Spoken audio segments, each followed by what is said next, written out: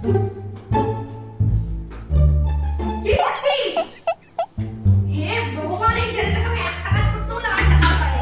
হে ভগবান, হাতে এটাই খুলে দিল রে।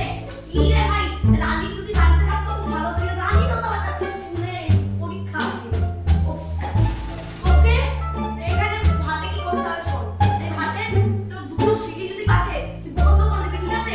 আর আমি ওপর দিয়ে সব চার পাপড়গুলো মেলে নিতে আসছি, ঠিক আছে? ঠিক আছে, স্টার্ট।